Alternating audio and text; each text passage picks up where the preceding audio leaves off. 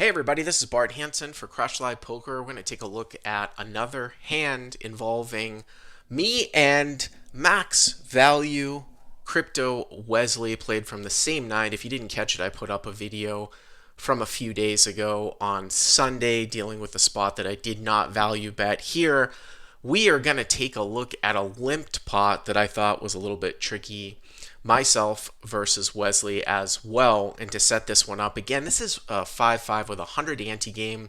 Plays like I would say a 5100 game with the standard open size to about 300. There's Wesley, there's me in seat 6. And one of the rare things about this game is you will sometimes see some limp pots, and we are going to do a blackout job here again. And we've done some creative editing here where a bunch of people have limped in: Mike X under the gun, Nick Airball, Francisco, and Wesley. And I think one of the key parts to this hand is actually the fact that Francisco is in the hand. With him being in the hand, he actually had me play this hand a little bit differently because he is literally the only guy that actually will limp a lot of hands and will limp re-raise them. So for example, on the show that we played that night, he was playing about 41% of his total hands, but he only played them for raises 5% of the time, so 41/5 stats. So when it gets over to the small blind, I kind of have a decision to make here. I mean, I've got Jack 9 suited. I can just check, or I could possibly raise. I think maybe with Jack 10 suited, I would raise. This one's kind of close. I am in there for free. Funny thing is that I have raised this hand from early position before, but with these limpers in there, I just don't think it's really going to get through. I mean, I could make it huge. I could make it 500-600. But in this particular spot, I just decided to come along and check. And Nick in the big blind also checked. So we ended up seeing the flop 6 ways. And we get an interesting one here. Queen 8 ace with a couple of hearts. So as you can see, I have flopped a gut shot straight draw plus a flush draw here to a 10, and it's going to come into play the distribution of suits here as well. Now I come out and I check, planning possibly to check raise this board as a semi bluff, and it gets checked over to Francisco, and he's going to come out and he's going to overbet the pot. Now this is why I think that this hand is interesting, because Francisco is in there because he does a fair amount of limp re-raising, and he might even have a hand like ace king, ace queen, something like that, even queens and aces sometimes, because Wesley was playing so aggressively from the button.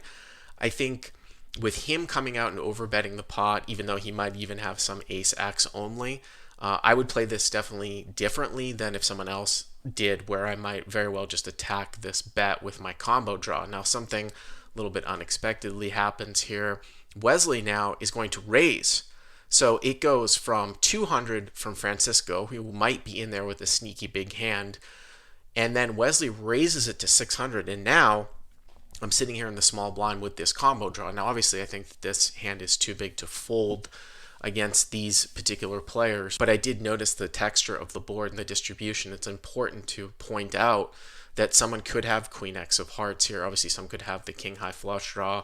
So I'm going to continue here, but I am going to continue cautiously. Now, against some other action where maybe it went bet call, like 100 and a call from 2 other opponents, I very well might consider a check raise here. But once it goes bet raise here, I don't think I'm going to check raise 3-bet, especially because Francisco has been prone to actually have big hands here in this particular spot. I think calling also will sometimes freeze my opponents as well.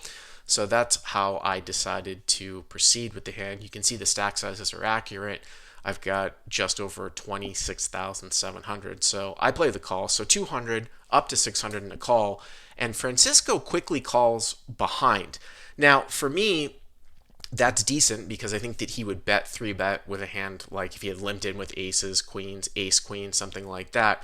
But he certainly could have the king high flush draw. He could have the queen high flush draw. Either of these players could have those hands. So I'm very cognizant of that as we continue here to the turn, with it being just under $2,000. Now, turn comes off, and it's the queen of hearts. Now, boy, that is a very, very interesting card, because now neither player of my opponents can obviously have queen X of hearts. Now the only flush that beats me is the king high flush. But if Wesley had, for example, had like queen 8, possibly like pocket 8s, those hands are now full. Same thing with Francisco too. I seriously doubt that Wesley is ever really going to have pocket aces, pocket queens here, and he probably raises 8-8.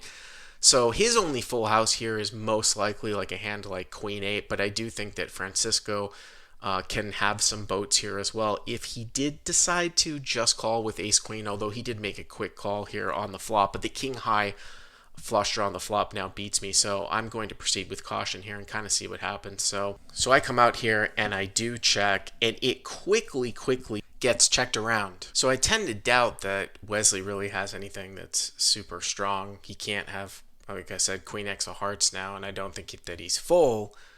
And now the river comes off. I would say not the best card. It's the 7 of hearts. So it puts 4 flush cards up on board. And now I lose to the stiff king of hearts. Now I've got an interesting little decision here at the end with the board pairing on the turn. And I would say Francisco's hand is somewhat uncapped in the sense that he could have the king of hearts.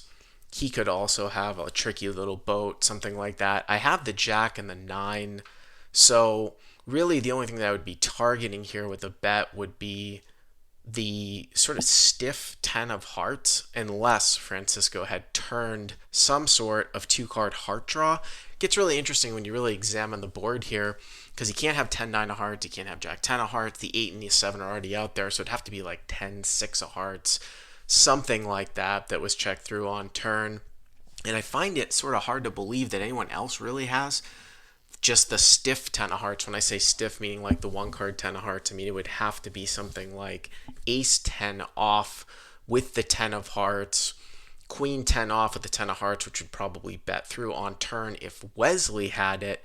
So I didn't think that there was a ton of value in actually coming out and betting when aggressive Wesley raised flop and then checked back turn. It's a little bit of a balance, because in smaller stakes games, I actually like leading spots like this, because more often than not, you will get called by hands that will check back on the river. But when you move up to higher stakes where people can properly value bet and sometimes value own themselves, which means value betting a worse hand that they would otherwise fold to if you bet, or they have a high bluffing frequency, then sometimes check calling the river is the right play. At the lower stakes games, I'm not a huge fan of check calling the river, because people don't value own themselves enough or bluff enough. But in this particular case, because of the specific composition of my hand and the board, I actually thought that the right play was to check, because I've got that jack and that 9, and anyone can have the king of hearts. So I check, and I got to tell you, if Francisco came out and bombed the river something like 2000 and then Wesley just folded, I think I probably would have just tossed it. Obviously, if it went bomb call, I would definitely would have folded. But even if Francisco comes out and bets 2000 here, his kind of style of play, I think that he would have at a minimum the king of hearts here, if not just be boated up. I think I would make a tough fold against Francisco. So I was very, very happy when Francisco checked. Now it goes over to Wesley, and something again that I was not expecting happens. He comes and he bets full pot here. He bets 2,000, and I'm just kind of playing it in my head, and I'm like, well, this is representing like he has a boat or he's got the king of hearts. I mean, those are the only things really that beat me, and I found it pretty unlikely that he has the king of hearts, because he would have raised ace king pre, he would have raised pocket kings pre. I think he probably bets king queen with the king of hearts if he even raises that on the flop. If he didn't raise that pre, he probably is raising that pre quite a bit. So I mean, there's just a couple of things here, like king jack with the king of hearts, maybe king 10 with the king of hearts, that decides to take a card on the turn because his raise got called by both players. So once in a while he does have the king of hearts, but I don't think it's all that likely.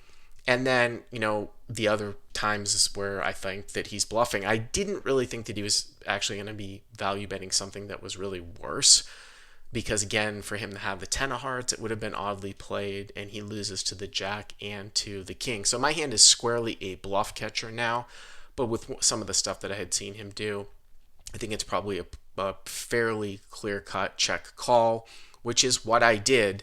And like I said before, I was very, very happy that Francisco was not in the hand. Francisco ended up quickly folding. He actually had ace-6 of spades, which I was even a little bit surprised that he continued on the flop. And we do a reveal here, and Wesley has 10-6 with the 10 of hearts, something that I definitely was not expecting. Flush. Which, how high? 10 high. Oh, good. Wow. Cooler. I'm not sure if he thought he possibly could get called here by worse.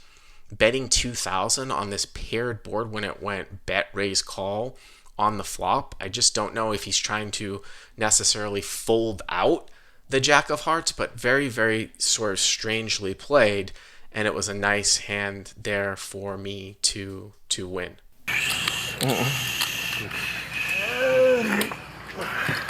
$130 pot. Oh, that's right. No, I remember. Couldn't figure out how you had the king of clubs, king of hearts. King.